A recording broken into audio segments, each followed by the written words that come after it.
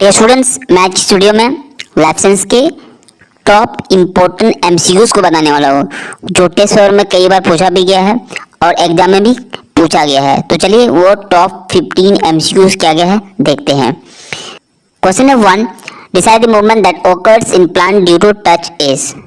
वो कौन सा मूवमेंट है जो प्लांट में होता है टच करने की वजह से, उसको टच करने की वजह से होता है। तो इसका आंसर हो जाएगा ऑप्शन नंबर सी, सेरेमोनिस्टी। क्वेश्चन नंबर 2 इज बहुत ही इंपॉर्टेंट क्वेश्चन है। Identify the hormone that is present in coconut milk is. वो कौन सा हार्मोन है जो कोकोनट मिल्क मतलब कोकोनट वाटर में, नारियल के पानी में मौजूद होता है। तो इसका आंसर क्या होगा? Option number A, cytokinin. Question number 3, decide a person affected with diabetes mellitus is unable to secrete which of the following hormone in adequate quantity। तो यहाँ पर एक पर्सन है जिसको डायबिटीज मेलिटस होता है। तो डायबिटीज दो टाइप के होते हैं, एक डायबिटीज इंसिपिडस और दूसरा है डायबिटीज मेलिटस। तो डायबिटीज मेलिटस में कौन सा हार्मोन जो है कम रिलीज होता है, कम सीक्रेट होता है? Answer is option number B, insulin. Question number 4, select the part of the human brain associated with controlling body temperature. वो ह्यूमन ब्रेन का कौन सा पार्ट है जो बॉडी टेम्परेचर को कंट्रोल करता है? तो इसका आंसर हो जाएगा ऑप्शन नंबर सी, हाइपोथैलेमस। बहुत ही इंपॉर्टेंट क्वेश्चन है। Question number 5, identify the organism from the following that shows bipedal locomotion. यहाँ पर कौन सा ऑर्गेनिज्म है जो शो करता है कि उसमें बाइपेडल लोकोमोशन होता है? आप समझते हैं कि बाइपेडल लोकोमोशन क्या है, क्या होता है बाइपेडल लोकोमोशन? तो बाइपेडल लोकोमोशन का मतलब होता है चलना फिरना। तो बाइपेडल लोकोमोशन का मतलब होता है जो जानवर है, जो ऑर्गेनिज्म दो पैर के हेल्प से चलता फिरता है उसको बोलता है बाइपेडल लोकोमोशन। तो इसका आंसर क्या होगा? आप लोगों को तो पता ही है, इसका आंसर है ऑप्शन नंबर डी, ह्यूमन, इंसान। Question number 6, identify which among the following is not a nitrogenous base of DNA। वो कौन सा नाइट्रोजनियस बेस है जो डीएनए में नहीं होता है? तो इसका आंसर आ जाएगा option number D, uracil. Uracil DNA में नहीं होता है, आरएनए में होता है। Question number 7 is decide which of the following reproduces by means of forming offset। तो ये यहाँ पर एक प्लांट है जिसमें क्या होता है, रिप्रोडक्शन जो होता है वो ऑफसेट के थ्रू होता है। तो इसका आंसर क्या होगा? Option number B, water hydrogenate. Question number 8 बहुत ही इंपॉर्टेंट क्वेश्चन है। Select the correct pair from the following. यहाँ पे जो करेक्ट पेयर है उसको चूज करना है। तो इसका आंसर क्या होगा? ऑप्शन नंबर ए, बडिंग ईस्ट। जो सारे ऑप्शन है वो गलत है।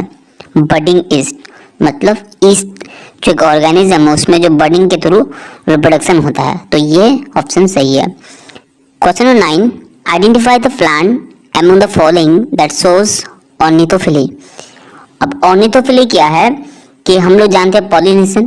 तो पॉलिनेशन अगर वर्ड के थ्रू होता है, बर्ड के थ्रू होता है तो उसको बोलते हैं ऑर्निथोफिली। तो इसका क्या आंसर होगा आप लोग कमेंट में बताइए। मैं तो बता दिया ऑर्निथोफिली क्या है कि जब पॉलिनेशन क्या होता है बर्ड के थ्रू होता है उसको बोलते हैं ऑर्निथोफिली। तो इनमें से वो कौन सा प्लांट है जिसमें बर्ड के थ्रू पॉलिनेशन होता है? ओके, तो इसका आंसर क्या होगा? ऑप्शन ए ये है पैडी, ऑप्शन बी है हाइड्रिला, ऑप्शन सी है मैंगो, ऑप्शन डी है प्लास। तो इसका आंसर क्या होगा आप लोग फटाफट से कमेंट में बताइए। क्वेश्चन नंबर 10 बहुत ही इंपॉर्टेंट क्वेश्चन है। Decide from the following the phase of human development that exhibit sexual maturity. वो कौन सा फेज है ह्यूमन डेवलपमेंट का? 5 फेजेस है, तो उनमें से ये कौन से फेज है जिसमें क्या होता है एग्जिबिट सेक्सुअल मैच्योरिटी, जिसमें सेक्सुअल मैच्योरिटी दिखता है? तो इसका आंसर हो जाएगा option number C, adolescence. Question 11, identify which of the following traits in pea plant is recessive. इनमें से कौन से ट्रेड्स है, कौन सी कैरेक्टरिस्टिक्स है जो प्लांट के लिए क्या है रेसेसिव है? तो इसका आंसर हो जाएगा option number A, wrinkled seed.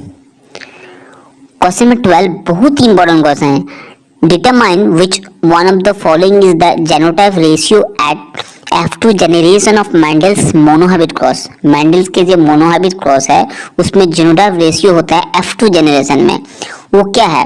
तो answer is option number A, 1:2:1। Question 13, Decide which one of the following is controlled by autosomal dominant gene of human। तो यहाँ पर नीचे 4 ऑप्शन दिया है, उनमें से यहाँ पर चूज करना है कि कौन है जो कंट्रोल करता है autosomal dominant gene of human. तो इसका आंसर क्या होगा, आप लोग फटाफट से कौन बताइए। ऑप्शन ए है roller tongue, option B haemophilia, option C thalassaemia, option D attached या लव। तो मैंने 2 क्वेश्चन का आंसर आप लोगों को कमेंट में बताने के लिए बोला, तो आप लोग फटाफट से कमेंट में जरूर बताइए। तो इसमें देखा जाएगा कि आप लोग किस तरह से प्रैक्टिस किए, किस तरह से तैयारी की है आने वाले माध्यमिक परीक्षा के लिए। क्वेश्चन है 14, बहुत इंपॉर्टेंट क्वेश्चन है। Identify the bleeders disease from the flowing. इनमें से कौन सा डिजीज है, वो कौन सी डिजीज है जिसको हम लोग ब्लीडर्स डिजीज कहते हैं। तो ये आप लोगों को पता है, इसका आंसर हो जाएगा हीमोफीलिया। तो हीमोफीलिया, अब इसको ब्लीडर डिजीज क्यों कहते हैं, क्योंकि इस डिजीज में अगर किसी वजह से बॉडी में कट हो जाए, बॉडी में जख्म हो जाए, कहीं बॉडी में फट जाए, तो उसमें क्या होगा, खून निकलना शुरू होगा, ब्लीडिंग होना शुरू होगा। अब ब्लीडिंग बंद होगा नहीं इस बीमारी में, इसीलिए इसको बोलते हैं ब्लीडर्स डिजीज। तो इसका आंसर रहेगा option number C, haemophilia. Question number 15 बहुत ही इंपॉर्टेंट क्वेश्चन है, इस तरह का क्वेश्चन पूछा जाता है एग्जाम में। Enumerate how many types of gametes are formed from pea plant having the genotype capital Y small y capital R small r. तो इनमें कितने गैमेट्स बन सकते हैं। तो answer is option number B 4।